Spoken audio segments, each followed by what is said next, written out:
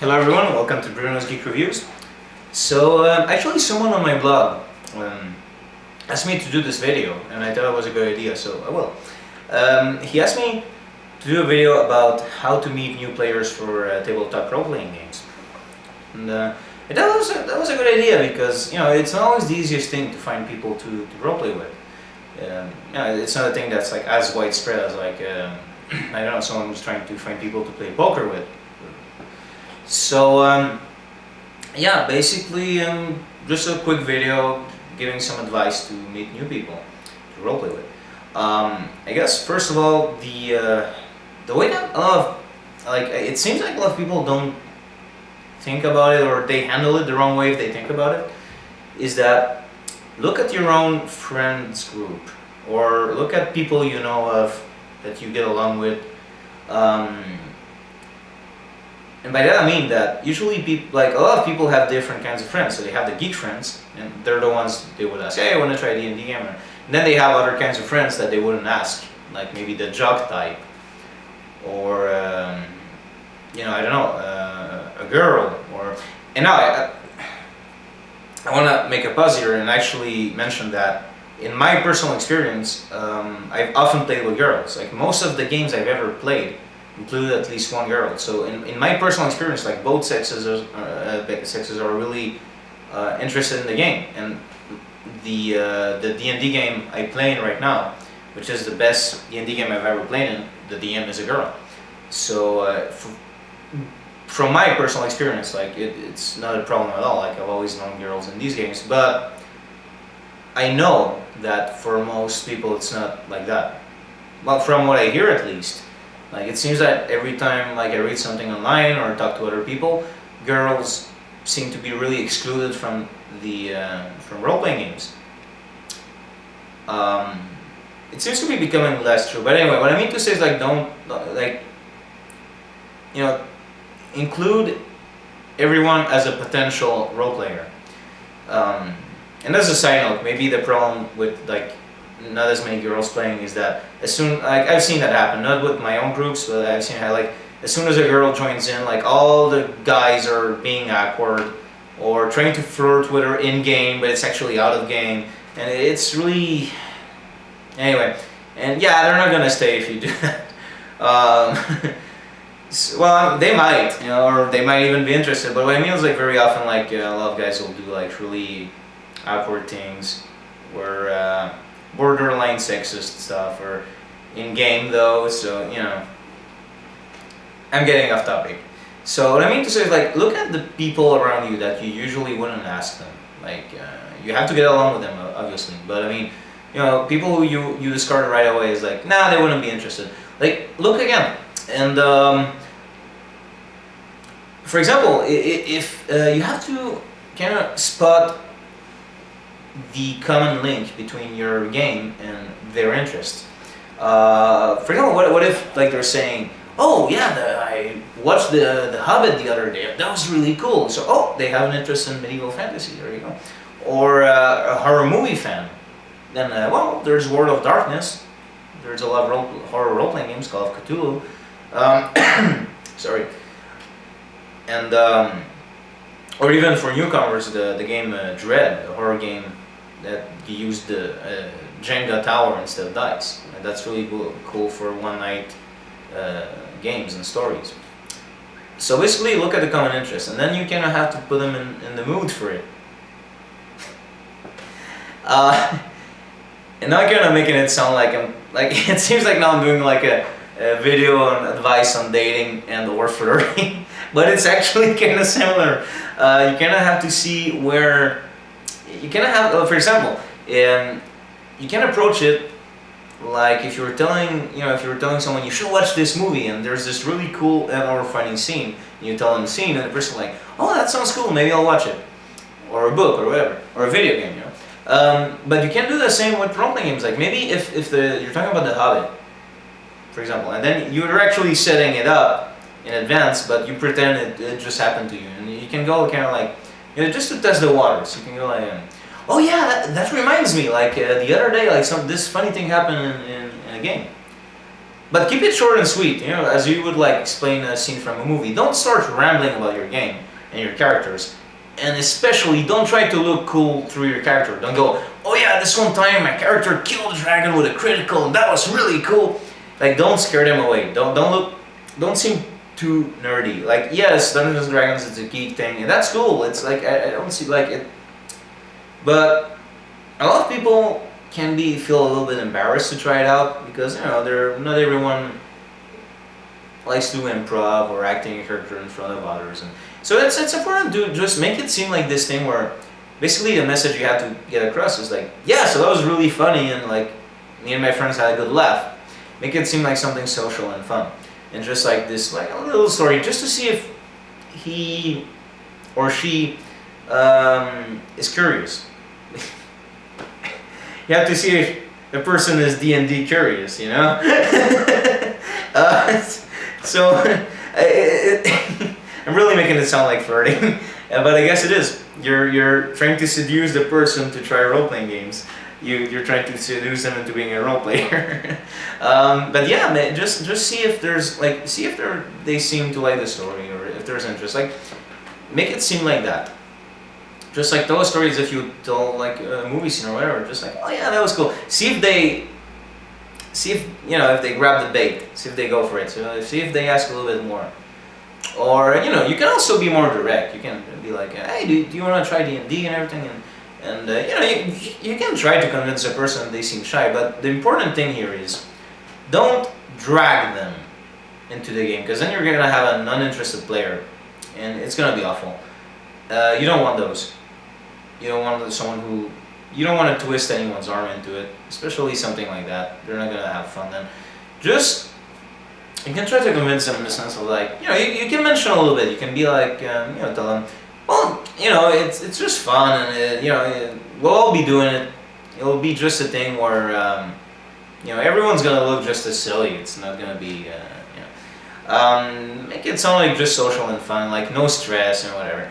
But if you see the person is really not interested, like, don't try to insist, because if you bring them there and they're not into it, what happens is they might actually end up like, you know, like breaking the mood for everyone there,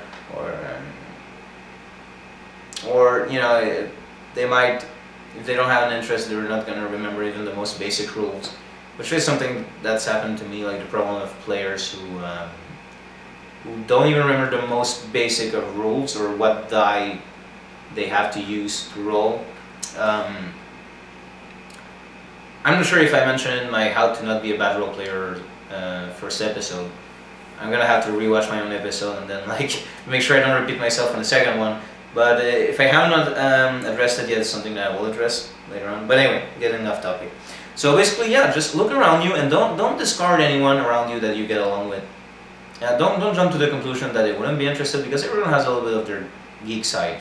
Might be with movies, might be with like MMOs, books. You know, just find that area of interest where you can kind of like exploit it. You know, to you know, it's kind of like flirting. Like, find something to talk about with the boy or girl you like, and there you go. Then another way you can do this. This one I read in the Lamentations of the Flame Princess box set. Sorry. Which I actually, in my own review of the Lamentations of the Flame Princess video, I actually mentioned that those books have a lot of good advice for role players older than you, and that actually includes a section that gives you advice on how to find new players. And one of them was just like, go to a hobby store and just ask the owner if you can leave a paper there, and you know, leave your email. I wouldn't recommend leaving your phone number, because you know, you don't want to just leave it there on the wall in the store. But and your email, make sure maybe it's not your Facebook email, you know, if that matters to you. And just, yeah, that's it. Like, just see who replies, and that's very important. Like, if you're meeting people online, again, the comparison with flirting and dating, it's kind of the same as if you were meeting someone online that you met online, or you were meeting in real life. Like, make sure you meet them for the first time in a public place. You know, it could be a coffee place, or the furry hobby store they saw the message in, and just get a feel for a person. See if you get along. But that might be a little bit too much for people, to, like complete strangers. One thing I thought of, which is like a good in between that and like, if you're uncomfortable with the idea of like meeting complete strangers, just like I notice a lot of people on Facebook will post stuff like, "Hey, I'm looking for a roommate for this month.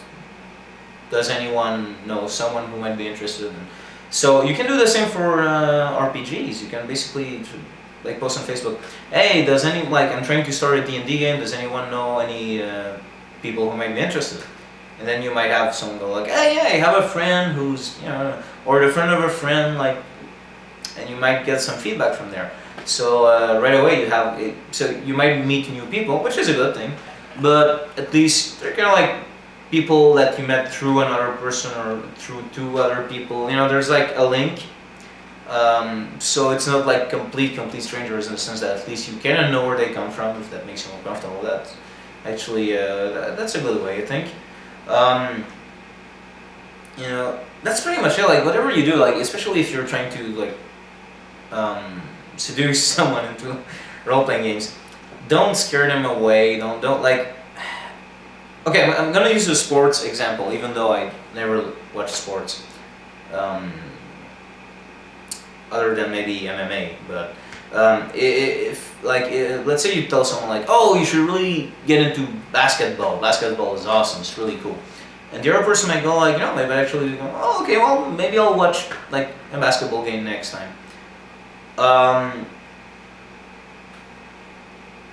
But here's the thing, that's good, they're interested. And then you might put a little icing. You might go like, "Oh yeah, well actually last time was really cool because this player tried to dunk the ball, but the other one intercepted," or I don't know what the terms would be. I don't watch basketball, that's just an example.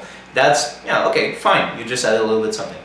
But don't actually, like, but then imagine if the person goes, "Oh yeah, and then this player had these scores for the season," and then they start going into lingo and the technical, boring stuff that this new person who hasn't even looked at it yet has no idea like what it's about or what the other person is battling about. Then you might scare that person away. So I guess the same thing applies for role-playing games, where you might tell an anecdote or you might talk about how fun it is between friends and everything, but don't start talking about the rules or like about those kinds of things or your character sheet, or because that might scare them away. In some cases, you might even want to prepare the character sheets for them ahead of time. Because one time I did have 3 friends coming over, and then after the character sheet was created, he kind of found an excuse to leave, a lame excuse too. But because I think he was carried away by having to create a character sheet and everything. But then again, it kind of goes back to the make sure they're interested in the first place. So if they don't want to put any effort into it, it's probably better to let them go. So don't make it too easy on them either, is what I mean. Like maybe you want to facilitate their interest, but you shouldn't have to do all the work for them, and you shouldn't have to like push them constantly to be interested, because then they're not.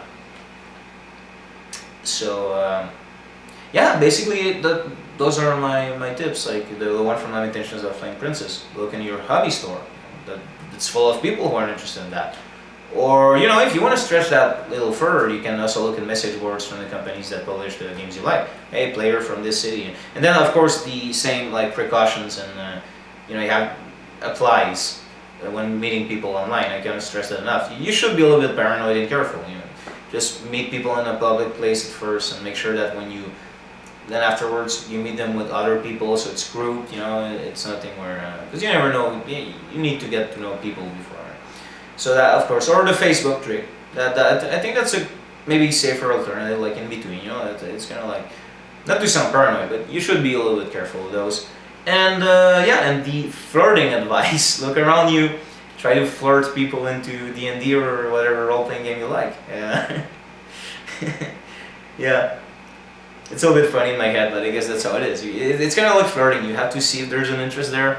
And you can't, like, very often you can't be too direct, you can't.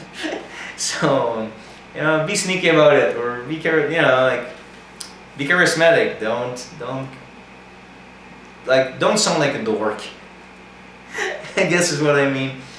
And then afterwards, when they're interested, you can be as dorky as you like, and you'll be talking about your characters and the level, and that time you got a critical, and these stats that will allow you to do this, and then it will be the time to do all that. But when you get them interested, like don't go for all the work on them. Like, you know, it's again flirting in relationships. Like you don't you can't show all of your sides right away to a person when you're just meeting them. So yeah, basically that's how you meet new players. The same way you date and you do online dating and. So anyway, I hope that advice maybe will help some people. Thanks for watching.